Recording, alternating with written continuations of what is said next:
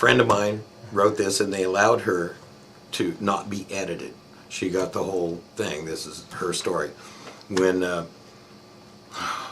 Steve Bloom decided to rewrite this one, he cut out and changed the story to make it interesting. But both of them deal with me growing with Miracle Grow. It's the same crop, it's the same grow, it's just rewritten. Okay. And they chopped and cropped some photos that were different. Okay. Some different pictures. Yeah.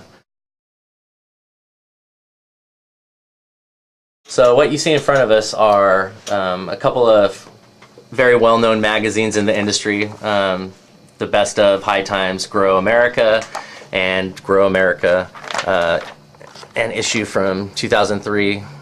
So we're sitting here with Sasquatch, and he was featured in both these magazines. And at that time, we're talking about 10 years ago. We're in 2013 now. This is about 10 years ago, and you were using Miracle Grow at that time. Can you tell us a little bit about how your fertilization practices have evolved since this article, or since you first started growing to now, what you're using now, if you'll share that with us, and why you made that change, because that's something that's not it's not easily done. Right, yeah, because you get stuck into what you're doing, and if it's productive, it's hard to get away from that. Exactly. You don't want to lose production by trying new things, but I'm kind of experimentative in nature, and I did it to grow a better product and to get more production out of the area that I had to grow in. Miracle Grow was a lock. You can get production out of it, but you get side effects like the scratchy throat. You can taste the chemical taste, and you can get a tastier product if you keep your organics operating. Okay. Whether it's flavonoids that come up out of the molasses use when you're feeding your microbes, or whatever it is that makes the organic product smoother, right? And less harsh. Most definitely. Doesn't have a bite to it. So with this Nutrilinks product, we can have our cake and eat it too. We can give it a good amount of nitrogen, phosphorus, and potassium, and still keep our microbials alive, right, by feeding them well. Okay. They're tougher than they look. Okay, they'll take a certain amount of chlorine abuse, whether it's city water. I'm not suggesting you do it, but you can. Yeah. And your bugs are still going to be there, and right, microbes will still live through it. They're pretty tough. So my point is, you can have a boutique fertilizer that provides optimum levels of nitrogen through a grow period and still have a microbial package going on in the soil that will continue to feed when your fertilizer runs out. Right. They're sitting in that rhizosphere just delivering ammoniacal nitrogen. That's what they shit. Yeah, right. So it's like laying next to your root, shitting ammoniacal nitrogen. You want these in your soil. So by using this boutique blend, you're going to be able to optimize your nitrogen when you fertilize, but more so than that, you're going to feed your microbials, create a better flavor of wheat, a smoother smoke, and have that symbiotic relationship going between your microbes and your plant, fertilizing constantly. I love that part. And there's been some studies done that show how chemicals wash out so quick. This product's going to stick around and build your soil. Going from Miracle Grow to something like this took a few years, okay, but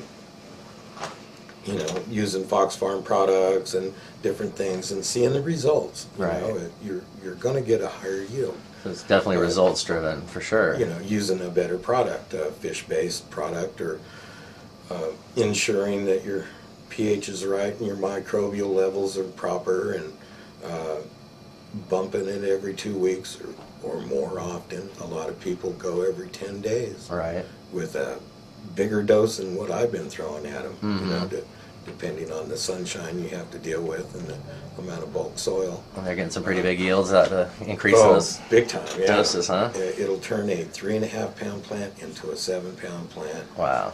with nothing else but Nutrilinks product. That's the only change you got to make. Yeah. Yeah.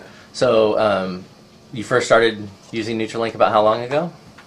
About 5 years. Okay. And Started playing around with Brian's mix. okay. And you guys have kind of discussed things over the years as you've watched the progression of each harvest and made changes for the better to really dial in the nutrient profile and what you have in there. Okay. Yeah, it's progressed over the years. Okay. But right now I think it's the most complete fertilizer product on the market. And the fact that you reinforce your provocative microbes. I mean, it's a blend that are designed to work together well. They're most prevalent in the rhizosphere. These deliver. Okay. These microbes are the ones that take care of that fertilization thing 24/7. Right. So, yeah, the product is cutting edge. You like the kelp in it? Oh, without a doubt. Yeah. Yeah, the different nutrients that are delivered through the fish-based fertilizer and the kelp and the humic acid that's involved to stimulate the microbes. It's all designed. This has been formulated to a perfection. In my opinion, I can't think of another thing that we could do to take care of the microbes, feed the plant, and build the soil. Right.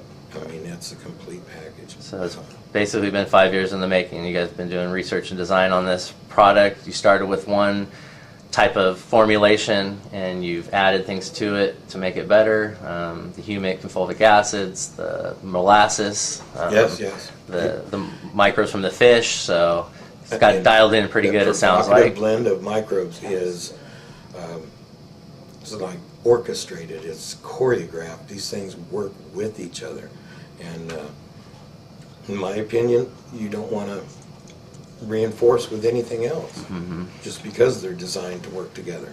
You know, mixing in white shark or some other mycorrhizal, how do they put that? Microbial? A mycorrhizal, fungal.